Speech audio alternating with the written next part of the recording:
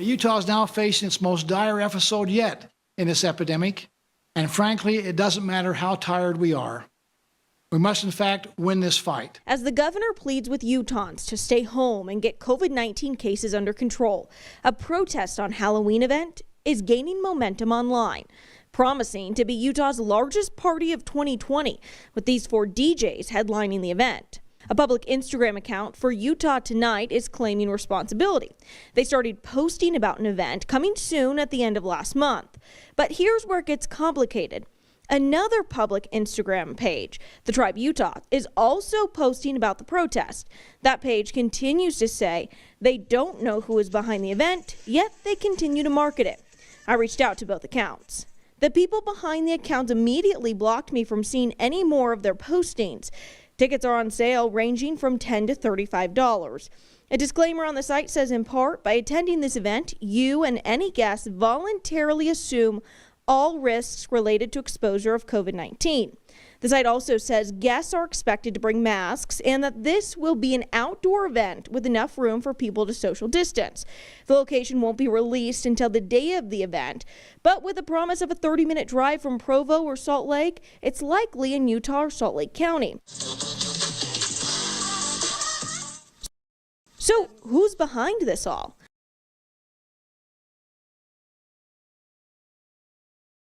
What's up, Utah? Welcome to Culture Wars. I'm Trey Valdez, and I'm super stoked to have Erik Little on today. Before we get to Erik, though, I want to shout out our sponsor. We had one of the most, touching, the best sponsor for this episode, Crystal Jensen. She's a high school student, and she just felt like she wanted to be involved with the community and be involved spreading the word and kind of helping more of like conservative politics get in front of people that are young. So she donated for this episode to run it. So it's awesome. We're getting a lot of youth involved. And so thank you, Crystal. So yeah, we'll dive right into things with Erik. Erik's a stud. I think I first heard of him at church. And we were in the same like singles ward for a minute. I wasn't cool enough to be spoken to then. So stop. So we didn't really even talk or anything. But he is the founder of The Tribe. Now he has his business, Pink Bird Productions, where they put on concerts, shows, all types of stuff. It's super sick. He actually did the booth for Jason Walton, and it was the sickest booth at convention this year. But he just does some super, super awesome stuff, and he's super busy, so I'm extremely grateful that you found time to hop on today. So thank you. Yeah, man. Well, I appreciate all the kind words. And I apologize. I've been running around all morning, and so I didn't even have time to go home and change after the gym. Nobody's mad. Everyone likes, I see a little caterpillar vein there, and I think that brings happiness to everybody. Stop. I've been not hitting the gym like I should, so I'm kind of like embarrassed by it, but sure. Now you just made everyone feel bad. Stop. Everyone that's watching this is like, oh, he looks bad. Like they're looking down at themselves and they're like, all right. Anyway, to the show. No, dude, I'm stoked because first off, it's hard to find people that have really stood up for what they believe in on like a big, large scale. And especially right now, people are so afraid of being shadow banned or their social media or whatever it might be, being judged even just like, hey, my mom or dad might not like this, or their friends or whoever. But like what you did was awesome. In 2020, you put on the biggest concert show, party, whatever you want to say. It was called The Protest, and it got covered by the news, and it was a big deal. Yeah, well, first of all, I was a lot younger then. So if you guys look up all that stuff, you know, I was in a little bit of a different mindset, but at the same time, like, if I were to go back, like, I'd probably do it all again the same way. Maybe just a little more tactfully. I don't know. But most information out there is so false about it. That's what's crazy. Like, here I am being timid because I'm like, oh, you guys are going to see all the news and this and that. And it's like, all of that was crap. Like, so many articles. In fact, I got kind of crazy about it afterwards. And I put, like, a spreadsheet together. Wait, what do you mean? With all the articles, with, like, a link. And I'd read through it, and I'd count how many, like, blatant lies there were in each article. and it was like an average of 4.2 with over 180 articles. And they would just cite each other. So they'd like take the Fox 13 article, and it got caught by like, what is it called? BBC over in freaking. Really? Yeah. Like, and they just cite one article, which would cite another article. And it's like, none of this is true. And it was driving me nuts. So it kind of gave me a little bit of like, I don't know. I don't want to say PTSD because I don't think it's that, but it really did kind of open my eyes up to the situation that we're in, like with the media and just unrighteous authority in this world. So, well, it's crazy the narratives that they want to push, because no longer is anyone just like looking like, hey, let's just cover this thing and tell the truth about what actually happened. They automatically, when they see anything happen, they already have a lens put on that they're like, okay, how can we have it fit this specific narrative? And that's what I think a lot of liberals don't understand is it doesn't matter what you think or what you want. Like, the party already wants to censor you. Like, they've said that to your face. Like, Hillary Clinton was caught on record like a couple weeks ago where she's like, what we need more is more censorship on everything. She's like, we need more censorship on X, Instagram, Facebook, well, Meta in general, Google, on all the search engines. She just went off the list, like a whole bunch of stuff that need to be censored. Kamala, right? Yeah. No, well, Hillary did it, and then Kamala did it.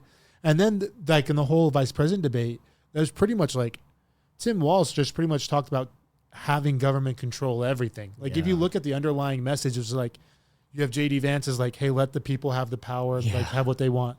And Tim Walz was, no, government can take care of you. Yeah. We can control everything for you. And that's so scary because the government is so incompetent at everything they do. And even if they have good intentions, it's not good for people to have that happen.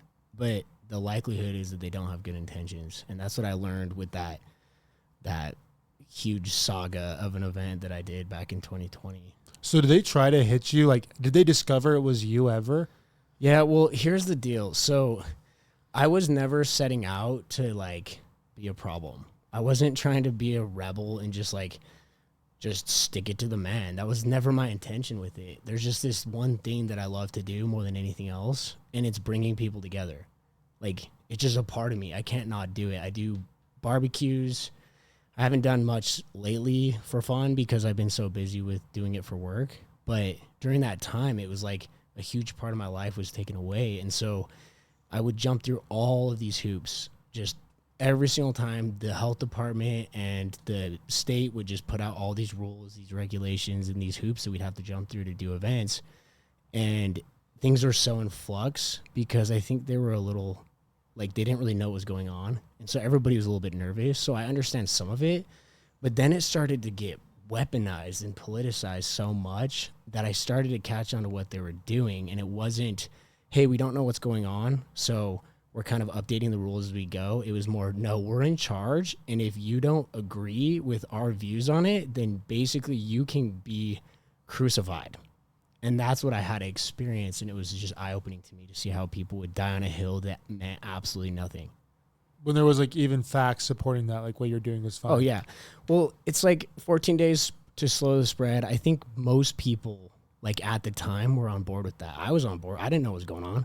It's something new that I had never seen before, and I was like, this is crazy. Like, they shut down the NBA, and they shut down all universities. And must be a big deal. Yeah, and so I was just like not even thinking about my events. I wasn't like thinking selfishly like, oh, we got to keep doing events. It was more just like, whoa, like this is a big deal and we got to make sure people are safe.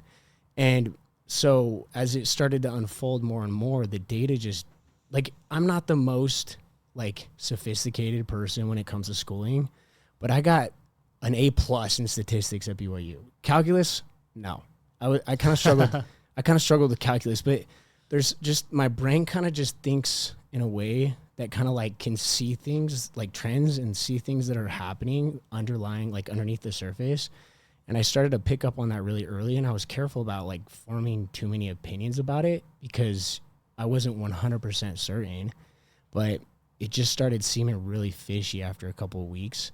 And I just started to notice where health departments and governments would kind of leverage this crisis as a way to kind of inflate their egos and take control on their bank accounts. Yeah, that's huge too. I had to pay money to the health department. For what? For them putting out stupid policies that didn't work?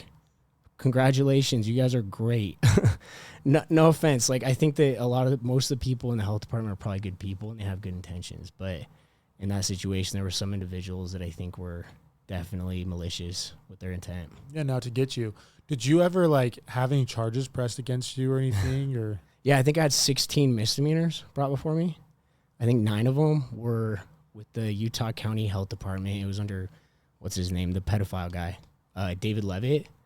Is that his name? I don't know. He was the I'll look it up. He was the Utah County attorney, and he was accused of like freaking child sacrificing. And I thought that was kind of stupid, actually. When I heard about that, I'm like, funny. Karma's a, I don't know, I can't say the B word, but karma's a thing.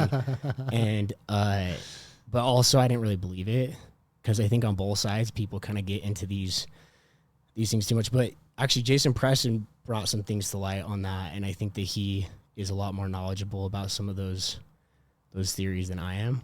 But yeah, David Levitt definitely was deceitful, and he lied to the public, and on multiple occasions, like, it was just so blatantly obvious. And he had like this press conference after the event, and it was obviously a virtual one because you can't get in person when the rule was to have like 10 people together at a time.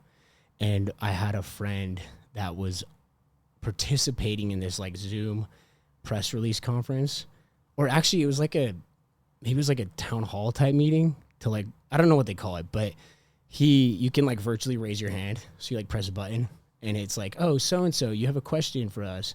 And my friend, he's like, hey, after David Levitt was like, you know, we just don't think it's right for people to profit on while risking the lives and the health of the elderly and other people. And my friend was like, hey, did you know they didn't take any money for this?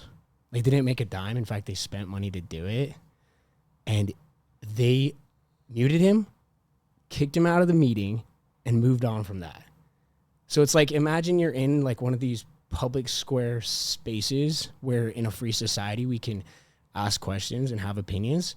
And it's like, symbolically, the guards just came and grabbed him and removed him from the room, from the public place where discussion was, the purpose of it was to have a discussion and to like enlighten people about the situation. And when it didn't fit the narrative that he knew was incorrect, they just kicked him out.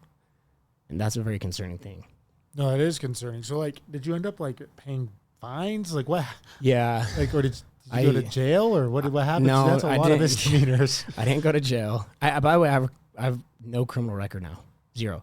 And I have a lot of friends that like I'm good friends with now that have come up to me and been like, dude, when you were doing that, I just thought you were the biggest piece of POS.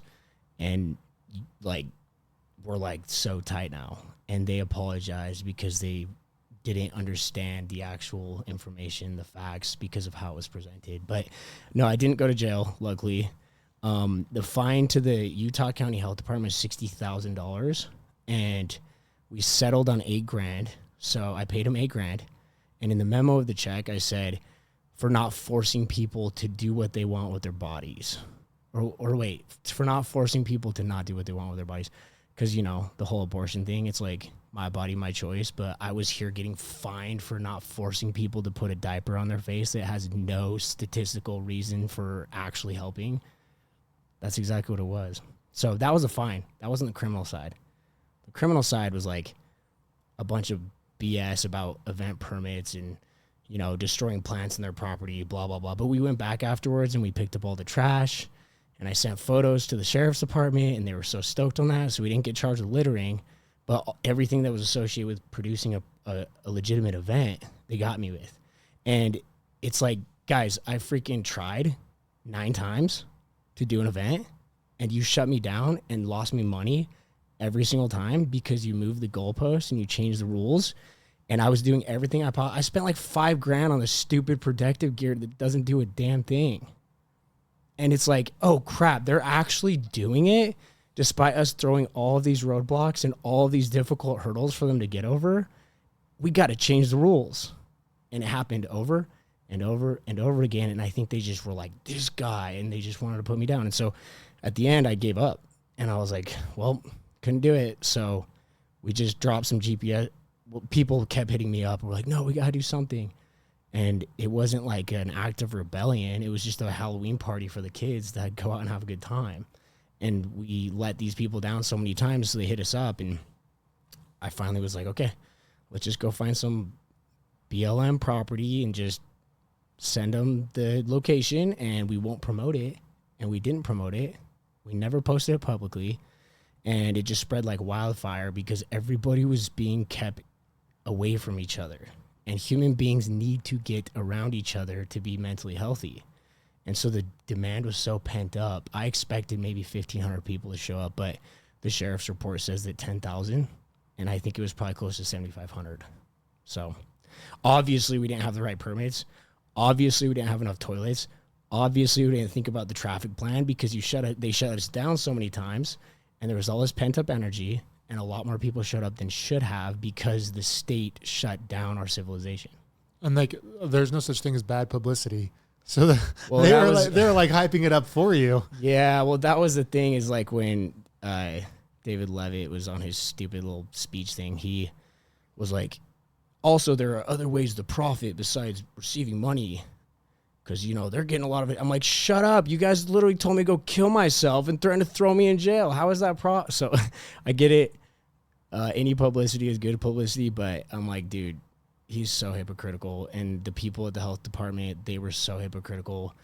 And I reached out and I worked with them so many times, and they just ghosted me. They'd ignore me. They'd freaking just move the hoops or move the goalposts every single day. It's almost like they're all laughing in a room together. Well, yeah, it's not like you tried to just go above their, like, No. you literally tried to do it right. And I hope people realize that, like, I you're tried. trying to do everything by the book. They change it. You do it again by the book. Well, They that's why I change the won book. my legal battles. That's why I have 0 misdemeanors. Literally not even a single one, because at least to some degree our justice system worked. That's awesome. And so the federal court thing, that was an easier one to win because the judge was like, dude, I just freaking talked to a homicide guy, a guy that just committed homicide. Why am I even having this case? He literally said that. He was like, why am I even seeing this case on my freaking desk right now? And so his mood was to dismiss it immediately because Yeah, I was in a court that I shouldn't have been in. So That's awesome. So you went through like the federal court and state courts, and all the judges were, they just saw that they kept changing it on you, and they ended up not charging you. yeah, on the state level, it was more of a settlement. I had one plea in abeyance. I wasn't allowed to go on BLM property for 2 years. So that was kind of our settlement. And I had to actually write, as part of it, I had to write an apology to the people of Utah. And it was so sarcastic. And I just sent it in. I'm like, I don't care what the repercussions are. It's just honest. Like, I'm sorry for allowing people to have one of the most fun nights of their lives. And for like not forcing them to stay inside, and also not forcing them to come to my event either, and also not charging them to come to my event, and just letting them come and have a good time. I'm so sorry for doing that, despite the fact that the data doesn't say a dang thing about. You could say that. I'm sorry, bro. I'm sorry. You could say it. I'm not guys. You're being too careful. I used to be more comfortable in like public speaking environments, but I've just been out of it for so long that I'm just like, I'm a little rusty, right?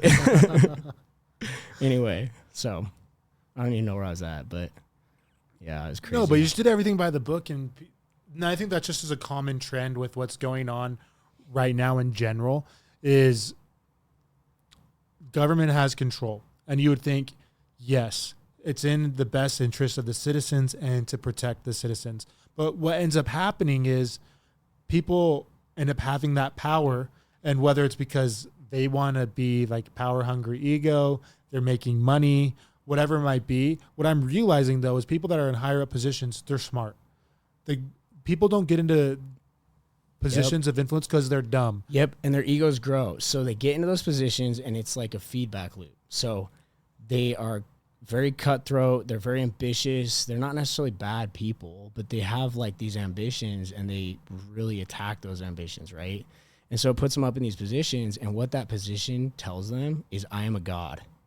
Because I put in the effort and I'm in this position of authority, I can play God because I'm better than everybody else. And that's the problem with a lot of people that get power and authority, in my mind, is it just turns that energy of ambition into the energy of corruption. And I've seen that. I think it happens with about 95% of people. Well, I think it's just a complex that's in their mind where they don't see that what they're doing is corrupt. They're like, oh, I'm the one in charge. I can call the shots here. Like I'm above this. I'm doing it for the greater good. There's a lot of Machiavellian in that, where it's like the ends justify the means, right? But it's like sometimes your prescription is the wrong prescription too, though. So even if that's true, which is debatable if it's the right thing or not, it might be completely off. And so it's like a double negative. I don't know.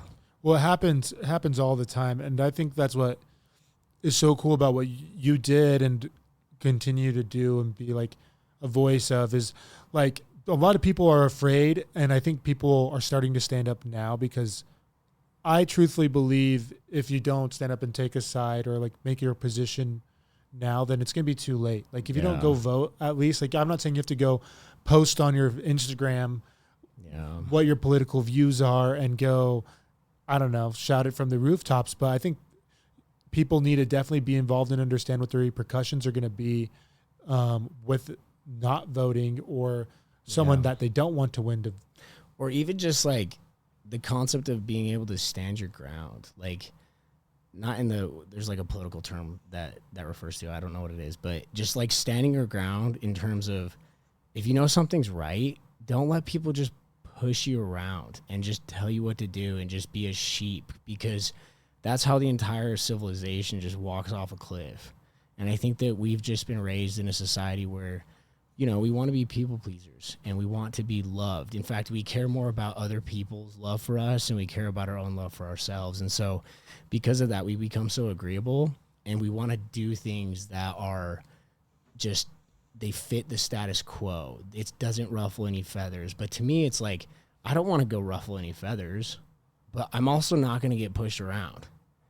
And like, I don't know. I'm trying to like understand if that's like a healthy relationship with it all. But I think if more people were just like, yo, like, that's not cool. Like, why do we have to do that?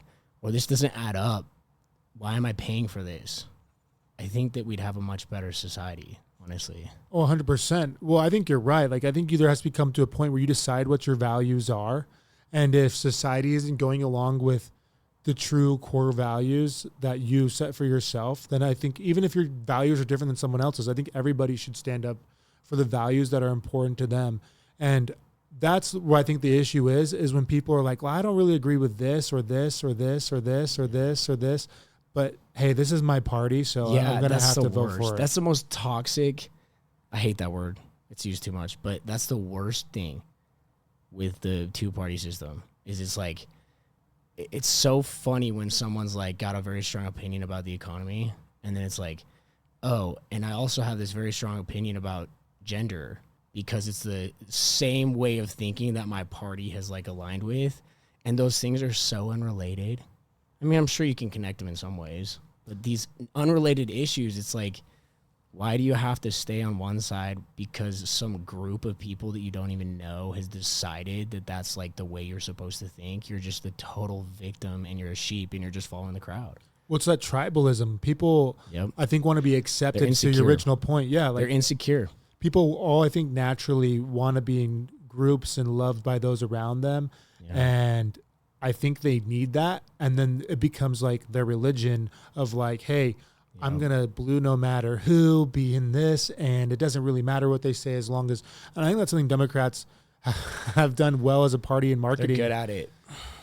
They're really good at it. They'll pick one candidate and everyone gets behind them. Even if they don't agree with anything they're doing, the party says this is the person. Whereas with Republicans or conservatives, they're a lot more like are on their policy. Like, this person doesn't agree with this policy, so I can't agree with them. Yeah. And then it's even damaging in that way where I wish there was multiple parties or multiple ways or things that you could attack it, because just watching the vice presidential debate, I was like, honestly, I think Tim Walz didn't sound terrible. I think he was put in a really hard position where he was trying to defend like extreme leftism and trying to make it seem like not as bad. And so I don't think he did great, but I think I think he did the best he could. But then you hear J.D. Vance, and I think he just killed it.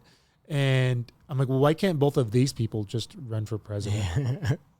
Yeah, I remember watching that hillbilly eulogy, and I'm gonna be honest. Since all that stuff I went through during COVID,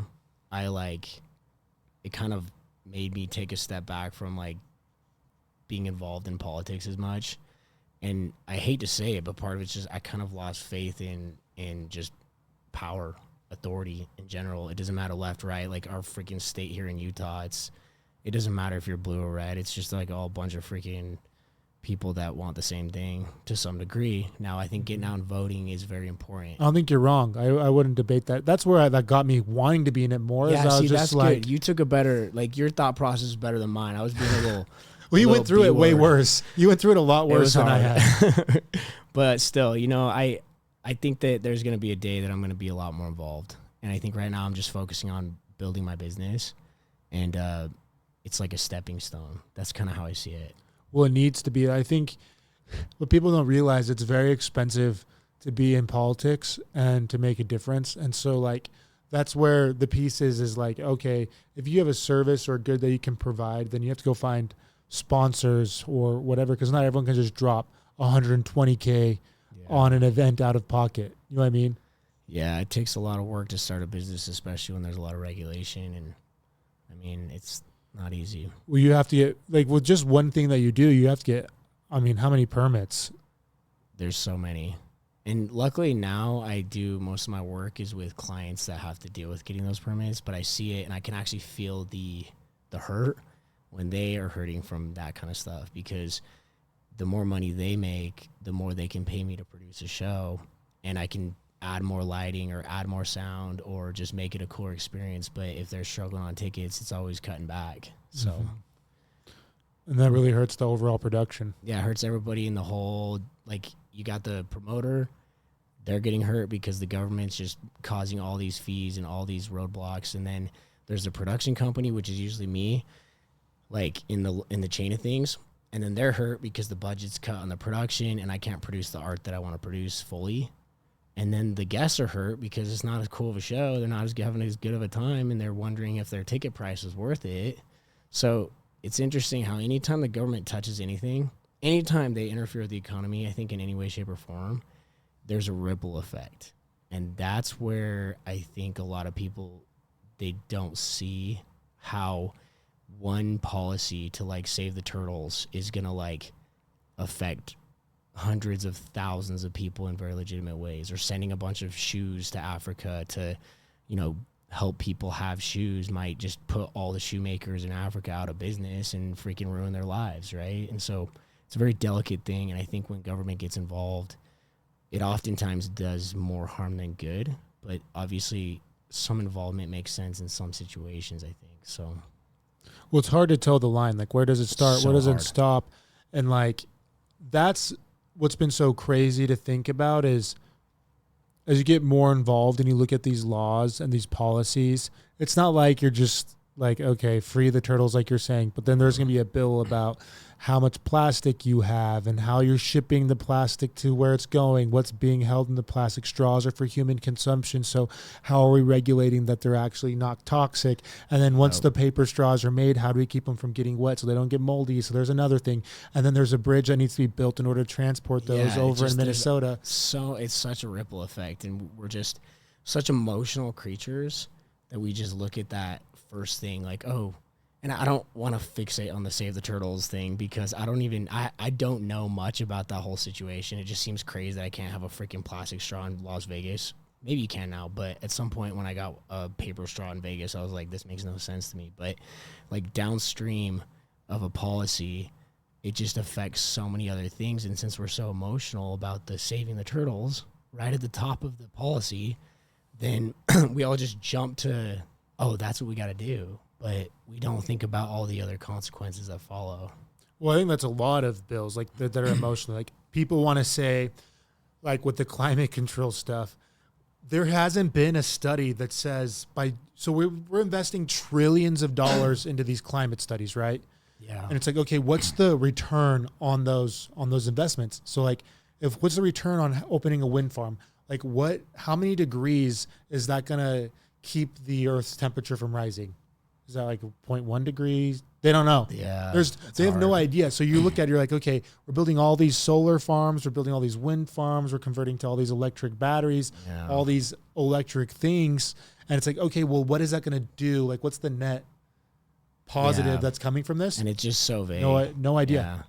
No expert can tell you this. It just feels right, you know? So because it feels right, we're just going to send it. And then if everybody freaking dies in the end, it doesn't matter. That's kind of the vibes. It's stupid. You know what was wild is like, we used to be under a ton of ice right here, right?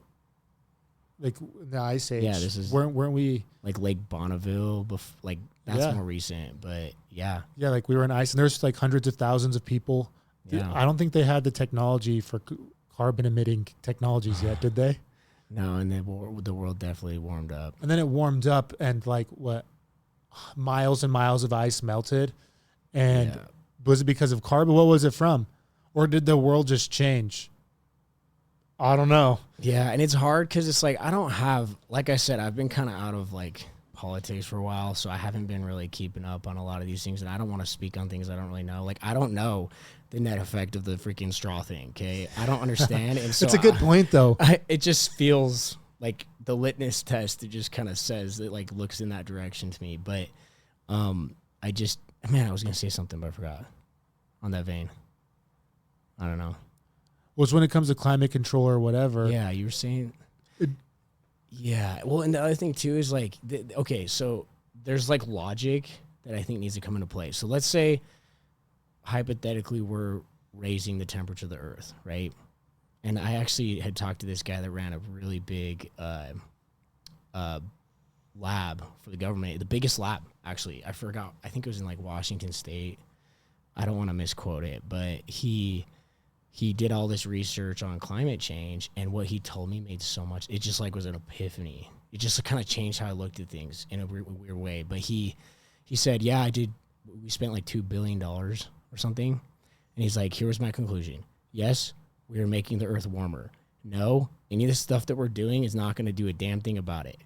So what do? Prepare for it to get warmer. And I was like, that's logic. Like, let's stop fighting about the fact that we're like, are we making it warmer or are we not? It's like, just get ready. If it's getting warmer and all the scientists agree that it's getting warmer, let's just stop building houses on the freaking beaches, right? Or just know you're going to lose your house eventually. Yeah. So I don't know. I think that logic needs to come into play. Like, yes, we're just so fixated on who's wrong and who's right at like the very base of the problem. But it's like the remedies just have no logic. It makes no sense. They really don't. And that's the issue is like, I don't think anyone's here to debate that the earth's changing. It's constantly changed. Like, I don't know where it is in relation to the sun. It gets warmer, it gets colder. And we look through things, and it's not just about the climate. But I think to your original point of us being emotional is we look through things with such a narrow view. Like we're looking through those little people of billions of years in time in terms of the climate, or in billions of people in the world, 7 billion people, of this one person or these few people that feel like they're in the wrong body, whether it's with gender or whatever it might be. We look at it like, I think the left is a great they're great storytellers. Like Tim Walz pulled out a couple stories of some girls that didn't die, but they needed some emergency surgery stuff because of abortions that they couldn't have. And he was really trying to pull on the heartstrings there for like one or two stories. And I'm sure there's other examples, and I'm not trying to be insensitive. I think those are terrible. Like, I don't want anything bad to happen to anybody. I want everyone to be saved. I'm not trying to debate abortion right now. But what I'm getting at is you can look at one bad story, and then you lose all logic, and you're like, that's it. Yeah, it's like the monkeypox. Yep. Where like 4 people died in the U.S. because it's like a gay disease, and you have to be, I guess, really, really gay in order to get monkeypox. I don't know what happens. Only gay people get it. And 4 people died, and now they're forcing like everybody to get monkeypox vaccinations. Oh wow! It's like, why? Like, yeah. And I think a lot of these narrow things is because people are emotionally driven. It's an emotional story that they can relate to, I guess, and so therefore policy needs to be made. It's like, but they make money from it. Is what I'm trying to get at. Is these people at the top know there's $1 to be made on your emotions, and it's just as like the classic age-old sales tactic where it's like, hey, there's an emotional thing here. People are going to spend money, aka your government, on vaccines that are thousands of dollars, and people are going to get so wealthy. So many corrupt people are going to get wealthy. Well, and during COVID, I was like, man, why don't they just close all, like, why do they allow swimming pools to exist in our society? Because more kids are dying from drowning at swimming pools than will ever die from COVID. And it was known at the time that kids don't die from that, right? But they couldn't go to school. They couldn't hang out with each other. They made them get vaccines that would hurt them long term. It's like, why do we have swimming pools? Why are we allowed to drive cars? Because people die. My dad died in a car accident 2 years ago. I still drive a car. Like, life is risky and sad stories happen, and it's really unfortunate. But, like, if I were to be, like, going out campaigning, be like, we need to ban cars because my dad died in a car. It's like, what the freak? I would destroy the entire planet and our entire civilization by banning cars. Like, it really would cause us to turn into a third world. Mm-hmm. But, you know, emotionally, it makes some sense, right? So, I don't know. I'm just kind of going off on tangents now, but that's the truth, is people want to make emotional decisions, and then if there's something, $1 to be made, policies are made. Because corruption comes in too, right? If everybody had good intentions, we'd still have stupid policies, right? But at least, like, I think overall things would be would slowly develop in the right direction. Like, we'd make mistakes and be like, oh, shoot, we got to fix that. But the problem is in the equation of people not being intelligent enough to make correct decisions or not being aware enough to make correct decisions. You add into that equation the corruption and the bad intentions and the greed and the, like, malicious intent, and you just have something that is almost not overcomable. And I really respect people like you that are trying to freaking make a difference with that, but it's hard not to be skeptical, you know. Well, I feel a little selfish. This is fun for me. I love talking to people that are doing cool stuff, and so it's like, it's easy for me, but the thing that is crazy is people that are willing to die on hills that they don't know anything about. Yeah. That's the most shocking thing that's been, as people have seen, like, my cut up videos or whatever, what are they called? Reels? Reels on Instagram. Where they're like, cut up videos. Yeah, I'm like a 7-year-old. I was thinking of something like way more gruesome than what it was. No, I'm like a 7-year-old in a 30-year-old's body. But yeah, like, people see my reels and they're like attacking me about whatever view. Yeah. And I'll try to have like a conversation with them. Yeah. And I almost never, I'm trying to think of time if I even have. I don't want to say never, but I can't think of a time where I've tried to even prove a point to them because they've already watched my video. Yeah. So I'm like, you know where I stand. But I just like type like, well, why do you think that? Okay, like, where has that been shown? And they'll get so mad. Yeah. They start like swearing at me. I've been blocked multiple times, like by different people, just because they get so tied to their point. And when they don't have like a logical argument to come back with, the only thing they know how to do is to like just cancel you. Yeah, call your names. Yeah, that's the best way to say it. They just cancel, you know. And people's and here's kind of how I see it too. Back to like everyone, a lot of people being like sheep, just following the crowd. I think that in this day and age, everything comes so easy to everyone. Like, nobody has to work hard. I'm like building these stages, and I think maybe 1 in 20 guys that ask to come and work for me can do it, because 19 out of 20 do not know how to work. They've never worked a day, and they don't know what it's like to work.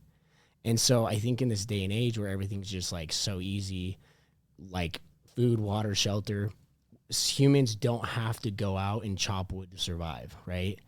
And so because of that, we're just so aimless.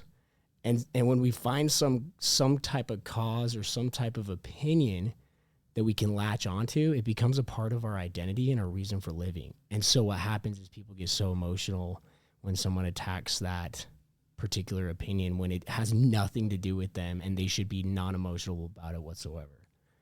That's just kind of my theory. I don't know. No, it's so true though. Like, because what you do is hard. Yeah. Like, it's not just like manual labor.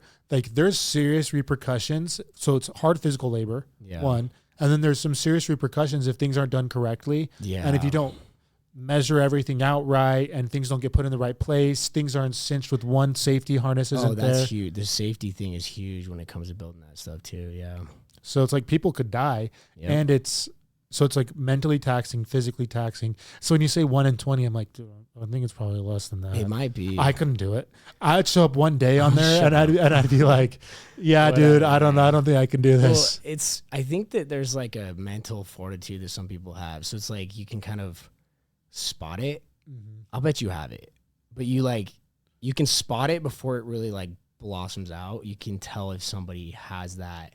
It's just like a spark in them. There's something in them that I'm like, if everything goes to shit and I'm stranded on an island, you're on my team.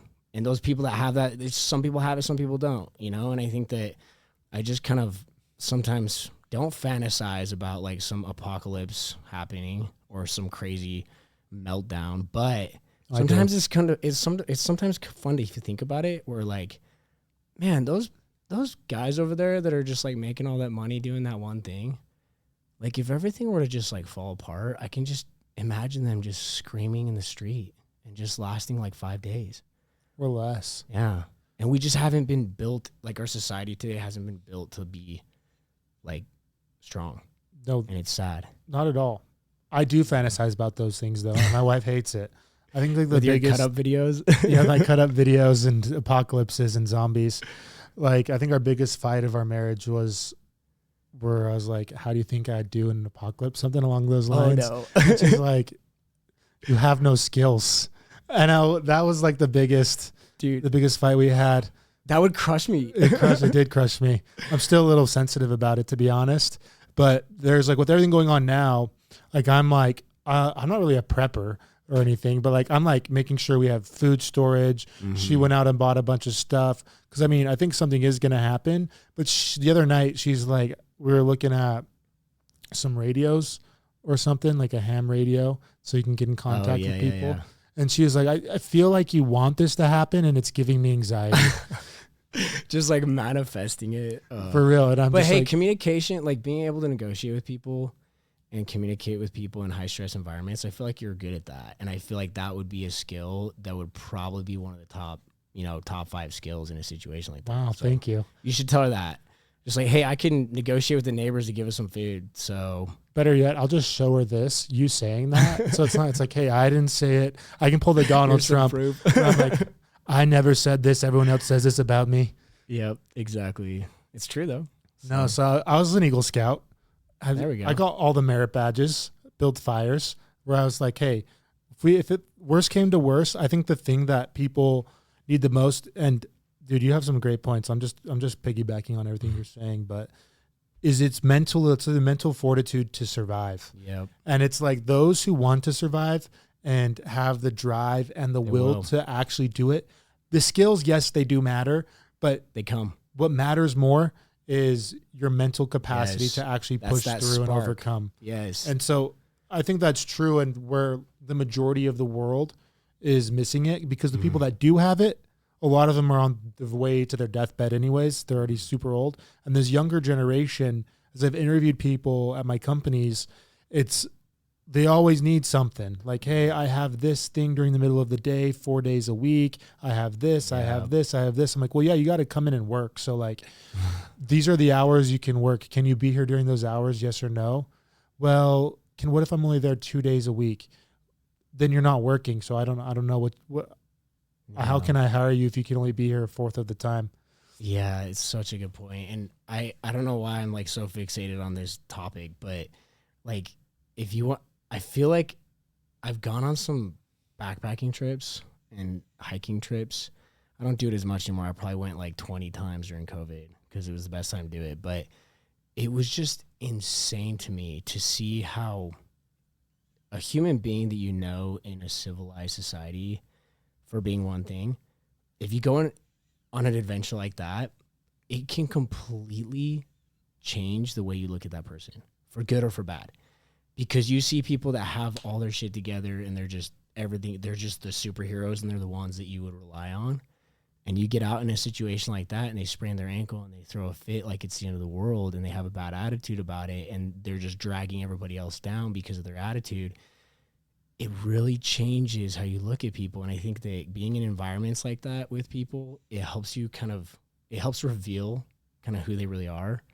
And it's helpful. And I don't think you should like judge people based on a freaking backpacking trip. But I don't even know why I'm talking about all this, but it's just interesting to me how everything comes so easy to us, and it's actually kind of sad. Well, I think that's the point of like our whole generation is, and that's what we need to change is, I think that's the ultimate point of even what I'm doing with this is we are like weak and people are weak in general. And we can't blame them for that though. That's the thing is like, it's not their fault. So it doesn't make them lesser of human beings in my mind. It's more just, they've been raised in the zoo. They're like lions, and people have so much potential to do so many amazing things and to just feel so much self-worth and like conquer the world in different ways. But in a zoo, a lion can't do anything. And you let that lion out and that lion is freaking toast, right? I don't know. I'm not a zookeeper. I don't know much about that. But I bet they would be. They'd be like waiting around for their food, and then a they get zebra hit by a comes and car. kicks them in the head. Right, yeah, I don't know. So I think we're all just in a zoo, and because of it, when a real problem arises, we can't handle it. And so we turn to all these opinions, and it causes us to make policies and just freak out about the most irrelevant things. And look to be told what to do. Yes. So that's what I'm hoping is like people can watch this and start taking ownership, because like I saw this great quote that's like the Stoics of the old. I love all that stuff. Yeah. I eat that up. It's like my motivation in the morning. It was like they didn't fake being strong. They didn't fake having control of their emotions. They didn't fake it till they made it. They were that. And they didn't need the attention for it either. No. And it's like, how do you become that? That's what I was saying. I'm like, well, I feel like I'm faking things all the time, just trying to like be the best I can be. But what I realized is you don't have to fake it because you are doing hard things. Because we do live in like a soft area where we don't need to go do things. But like if everyone could sit down and be like, I want to do a hard thing. So maybe a hard thing for you is like waking up early and going to the gym, sticking to a diet, or doing things you don't want to do. That's a good point. One thing that really helped me, I think it was 490 days. So I hate running more than anything. Like I don't like to just go out for a run. And people are like, oh, like let's say their body's not like built to run. I would say I'm that person, and maybe it's an excuse, but I made this At least goal. you made it, right? Yeah, that I would run every single day. Yeah. And so I did it one time, and then I sprained my ankle super bad and was in this boot, and I was in a boot for like 6 weeks. So I just stopped doing it then. And then I was like, no, dude, like I shouldn't have quit. I should have kept doing it. And I was mad at myself for quitting. And so I was like, I'm going to do it again. I think I got to 180 days the first time, something like that. So second time I started doing it, and then I tore my meniscus and I had surgery, and I couldn't put any weight on my leg for like 3 or 4 months because it was like a repair. And if I put any weight on it, it could like ruin the surgery. So I still did it. And it was the middle of winter, and there was like ice on the ground, and I made it. I think that was like day 200 or 300 when it happened. And I did it up to day 490. And the reason I stopped is because I literally had doctors that were like, hey, you have to stop running or your knees are literally never going to heal. Show this clip to your wife too, because that's some proof that if things go to shit, you're going to survive. So, well, I think you just got to be willing. I'm not trying to like say how great I am. What I'm just trying to say is that's one of those things where it proved to myself. You learned that you can do hard things. Yeah, I can get out in the snow on my crutches with my knee. My knee was like, leg was super straight, couldn't bend at all, and just go on my crutches. And it gives you the evidence or the proof that you need to back you up when you're in a situation like that again. And that right there, I think, is a superpower. It's cool. But anyone could do it. Yeah. Yeah. And the thing too is like, I think people don't aim low enough sometimes. Like they have these goals and these ambitions and these hard things that they want to accomplish, and they just give up, but it's because their aims are too high and their timeline is too short. And so I think that if somebody's wanting to really improve their lives, it's like you said, just freaking get up and vacuum your room. Like, okay, it's hard for you to go to the gym. Just get out and go for a walk for 5 minutes. Like aim lower and just be consistent over time, because time is your best friend when you compound it, and you can just do anything. I think that's how you can become resilient, is just always attacking it just a little bit at a time, and you don't have to change the world in 2 days, you know? I think that's exactly it. I mean, I could keep you here all day talking about everything. I hope people It's see like a how awesome you are. motivational podcast. Yeah, get out and make it happen. Oh man, because you're doing so many awesome things. What's your Instagram? So it's Erik Lit, and it's ERIK. I'm gonna get so much hate now. Great. And then Pinkbird Productions is my production company, and then the Tribe Utah is the juvenile party company I started that I'm still technically running. I'm kind of handing it off. We're doing a big round of events this year, and then I think I'm going to step out of the college events that got me started. But those are kind of my social media presence. Yeah, go follow him. Check him out. He's doing some sick things. Once again, thank you, everybody. Thank you, Crystal Jensen, for donating for this episode. And if you want to find us, we're on wearethepeople.org. Culture Wars. Thank you.